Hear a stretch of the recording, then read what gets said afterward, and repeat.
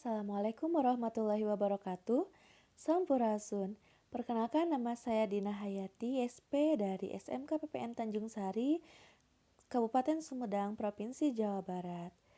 Saya akan menjelaskan mengenai permasalahan siswa dengan tema motivasi belajar siswa yang menurun. Adapun akar permasalahannya yaitu seringkali kita melihat atau menjumpai siswa yang kurang bersemangat dalam belajar. Hal ini dapat dikarenakan karena faktor internal atau faktor eksternal. Faktor internal itu datang dari diri sendiri, sedangkan faktor eksternal itu bisa disebabkan karena lingkungan sekitarnya. Bisa dari rumah ataupun di sekolah. Contoh hal dari faktor eksternal ini, misalnya hal-hal yang datang dari rumah itu, misalnya anak-anak itu cenderung broken home, atau misalnya karena orang tuanya itu tidak utuh seperti itu. Jadi banyak sekali masalah-masalah di sekolah itu disebabkan karena adanya masalah dari rumah yang dibawa ke sekolah, sehingga anak merasa tidak nyaman, anak merasa tidak semangat untuk belajar. Nah, sehingga ini perlu diatasi atau diminimalisir, yaitu kita harus mencari alternatif solusinya. Oke, sebagai guru, kita dapat melakukan apa saja sih? Nih, yang pertama, kita dapat melakukan membawa mereka bercerita ke kondisi saat itu. Jadi, maksudnya di sini kita sebagai guru atau wali kelas itu ada kewajiban untuk membimbing siswa kita agar mereka dapat bercerita mengenai kondisi mereka saat itu, terutama pada saat mereka memiliki masalah-masalah yang di luar dugaan kita, seperti itu. Jadi kita sebagai guru itu harus bisa membuat siswa kita itu bercerita secara jujur kepada kita untuk menemukan solusinya ya. Yang kedua nih, sebagai guru itu kita dapat menciptakan games atau ice breaking. Menciptakan games ini fungsinya untuk merefresh atau menyegarkan kembali pikiran-pikiran siswa-siswa kita pada saat belajar. Itu biasanya fokus siswa itu hanya 15-20 menit saja. Sisanya itu mereka tidak fokus. Nah, sehingga agar dapat fokus itu kita dapat menciptakan games atau ice breaking. Untuk selanjutnya, memberi reward untuk anak agar lebih semangat. Jadi, ada reward, ada juga punishment. Untuk reward itu sendiri diberikan kepada anak-anak yang interaktif, aktif, kemudian bersemangat, dan memiliki motivasi yang tinggi. Kemudian anak itu dia dapat memberikan pendapatnya pada saat pembelajaran. Nah, ini kita perlu memberi reward untuk anak tersebut agar lebih semangat lagi dalam belajar.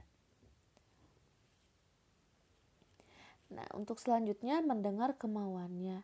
Nah, seperti yang kita tahu bahwa manusia itu memiliki kemauan ya, kebutuhan yang tidak terbatas, kemudian adanya keinginan atau kemauan.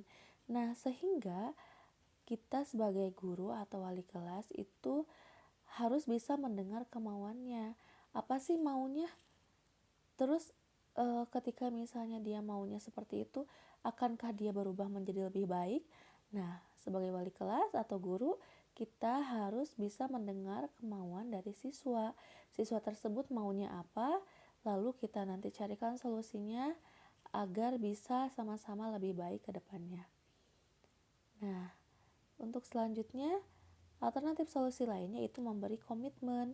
Nah, seperti halnya di dalam suatu kegiatan pembelajaran, itu biasanya saya memberikan komitmen kepada anak, yaitu melalui tata tertib yang ada di kegiatan pembelajaran sebelum kegiatan efektif belajar.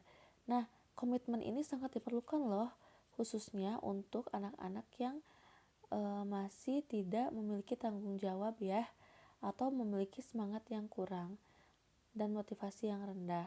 Nah, sehingga memberikan komitmen ini bisa dilakukan agar anak tersebut bisa lebih aware terhadap dirinya sendiri dan takut terhadap aturan-aturan atau tata tertib di sekolah, sehingga dia bisa belajar dengan baik dan sungguh-sungguh, tidak ada kendala seperti kehadiran minim dan sebagainya.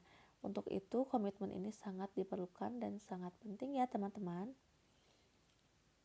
Oke, lanjut mencari ide-ide baru. Nah, seperti halnya kita sebagai guru juga harus bisa mencari ide-ide baru dalam hal pengajaran, dalam hal komunikasi, dalam hal sebagai konsultan ya, dalam hal ini seperti wali kelas. Jadi peran wali kelas itu seperti apa sih? Nah, kita harus mencari ide-ide baru yang terkini juga ya. Nah, agar dapat dikembangkan ke depannya. Seperti itu.